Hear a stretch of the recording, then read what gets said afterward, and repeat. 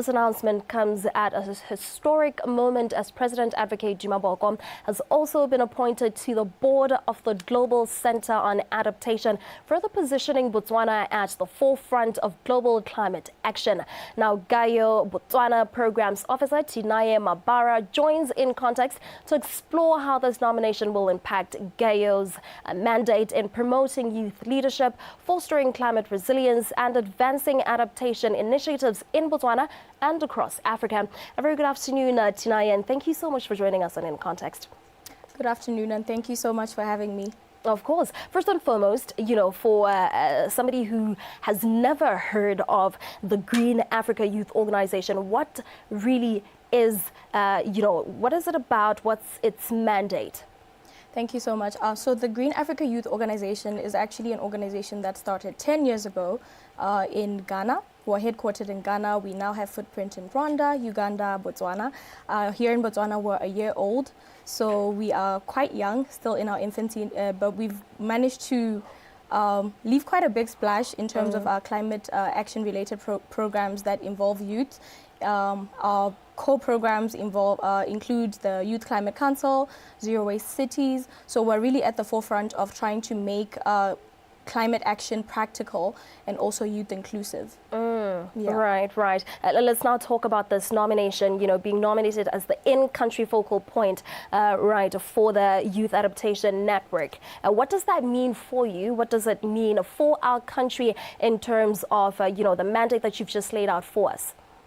Okay, so just to start a little bit about the process that led for us to be selected. Of course. We were actually part of a competitive process. So we submitted a creative video outlining our vision for youth adaptation in Botswana, and also just outlining some of the challenges that we face and how we envision ourselves being part of the solutions in that. So the fact that we were selected is a testament to the work that we are doing on the ground. I think I'd like to always say that Gayo being selected for this role it's more of an extension of the work that we already have on the ground. It really speaks to the fact that we are about adaptation, and our mandate is to make sure that adaptation is very practical and that it's youth-centered, in the sense that our programs, we have the Zero Waste Cities program, we have the Youth Climate Council, like I've already mentioned, we also have our eco clubs, which are all really geared at involving and engaging youth.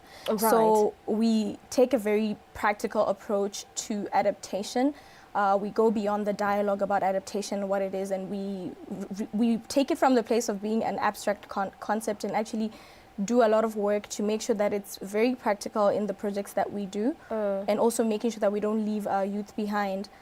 Because you find that the Global Center for Adaptation is a very global platform. So for us, we look at that as an opportunity to take some of the challenges that we have here in Botswana that youth are facing related to unemployment, and we also make sure that we embed that into the programming to make sure that it's becoming more, less of an education effort and also more of opportunity, like a viable opportunity for green entrepreneurship. Can you elaborate on that point a little more? Okay, like I said, one of I just want to expand on the Gayo's core mission and how it relates to us being chosen as the GCA focal point. So one of them is amplification, right? This provides a powerful platform for us to amplify the voices of Botswana youth on an international stage. So we have a lot of challenges related to climate adaptation here in the country. We have a lot of we don't have safeguards in terms of risk management, disaster risk management. We had floods recently that were very devastating, and it seemed as though we were very ill prepared for that. So we actually address some of those things, and we also lean into circular economies a lot, because we feel like this is the tangible place for youth to actually create jobs. So like I said, we had a zero waste forum just this past week where we were engaging stakeholders on how we can formalize waste pickers, and someone might be wondering how this relates to adaptation. You'll find that on a global stage. We talk about policies, we talk about national adaptation plans, and we talk about all these things. So when we take them and put them into our programming, it's really more of looking at how we can make those things practical. Adaptation is something that becomes embedded in the actions that we do in the zero waste economy. So adaptation lies in there because it recognizes that there's already a lot of materials, there's already a lot of waste. How can we turn waste into wealth? These are some of the things that relate to what adaptation looks like for a country like Botswana. Right, right. And you did mention that you plan on, or you've been working on engaging young people, engaging the youth of Botswana. How far, or how has that been going so far in the year that, GAYO has been operational in Botswana? How has that been going in terms of pulling young people in terms of, when we speak of climate adaptation specifically, how have the young people of our country been doing in terms of, being part of initiatives that are part of the solution?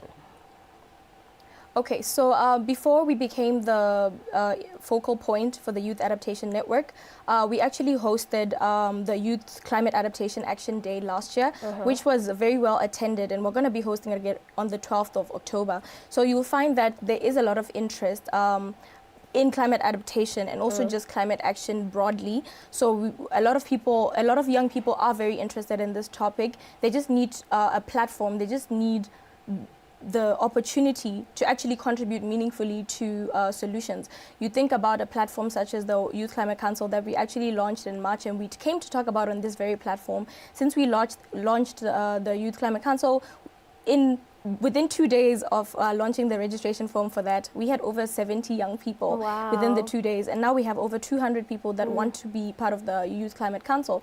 So you find that there's a lot of willingness by young people. They just really need that platform, and I think that we're doing quite a bit in terms of platforming in different areas, in different scopes to achieving the adaptation that we speak of. So yeah, we really are youth-centered, we're youth-led. We put youth forward in all things, and I think that we're doing quite a bit in terms of making sure that youth understand first, because the GCA Youth Adaptation Network and us align in terms of education efforts and training, capacity building. So those are some of the things that we've been doing, but also making sure that we go beyond just the capacity, also making sure that we go beyond the education to actually give youth the practical skills that it takes to exist in a world that is calling for green entrepreneurship. On the topic of, or on the point of, being youth-led, which is quite commendable, to see the youth of Botswana coming on board, to be part of bigger solutions, the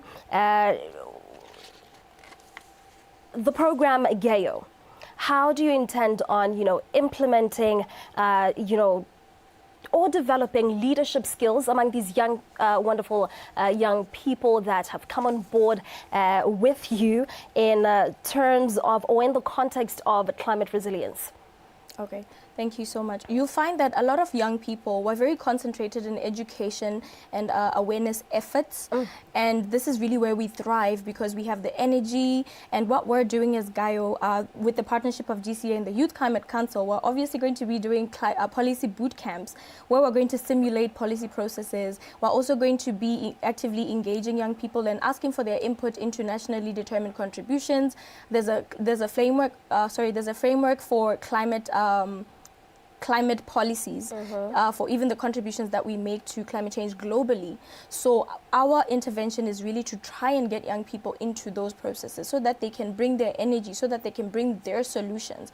Because I'll tell you, all the youth-led adaptation solutions that I've interacted with in Botswana and beyond are very innovative, but they're also very low input, because these are young people that are using whatever is close to them, and they're making sure that they are representing the challenges of their very communities. So this is exactly where we're coming in to say that we're going to be hosting policy boot camps through the YCC. It's actually opportune that we already have a program that's doing exactly what the Adaptation Youth Network wants us to do. So we're very excited about the opportunity to expand this work through the convening power of the GCA. Right, right. Well, on the, the topic of policies, climate policies in Botswana, let's just, talk about them just a little bit. Are they enough to allow, organizations such as GAYO to thrive in its mandate? Okay, I will lean into the work that I've seen other countries do. Young people have, through policy advocacy, created the need and even pushed their parliaments into making climate change bills, right? Passing bills in parliament and all that. So I really feel that where we are right now, in terms where young people are concerned, even where GAYO is concerned, we think that there's definitely a lot more that can be done in terms of the involvement, the embedding of young people into these processes. I think that we are calling for more than just tokenism. We're calling for engagement that's meaningful at the table instead of like just to tick a box to say we engage young people. So we're definitely calling for all those things, and we really believe that our approach isn't to necessarily work parallel to the government. We're always trying in all our events, in our projects, to involve the government, because we truly believe that the challenges that we face and even the climate policies that we need are going to come from an intergenerational dialogue space. So we believe in fostering that that space where we make sure that we're involving private sector, we're involving the government first and foremost, and also just making sure that the young people are in a place where they're involved actively in climate policy, and also just projects aligning to climate action. Let's talk about those projects or initiatives that GAYO has on the table, in the pipelines, that will foster climate resilience among young or youth in Botswana. Okay, so right now in the pipeline, the Youth Climate Council, I think it's one of my favorite because I'm in charge of it. So I really like to talk about the Youth Climate Council. The Youth Climate Council is rolling out, so we launched in March, and we're still really kind of like trying to set it up, trying to garner support for it, trying to garner the partnerships. But we are definitely going to be looking at making sure that we have all the districts are represented in the Youth Climate Council going forward. We also have specifically the school greening and gardening projects that we're going to be implementing through the eco clubs. So we have eco clubs. This is like a club of young people. Currently we are in Buwan, we're in Butu, and also University of Botswana, with plans to expand all over the country. So we have the school green and gardening projects, which are going to be essentially piloting projects that are going to be manned by the students themselves. We also have aspirations to revive the backyard gardening project that was here in Botswana some time ago, and we think that we can lean into community support with the support of district councils, with some of the district councils that we already work with, to try and make sure that this program becomes a reality.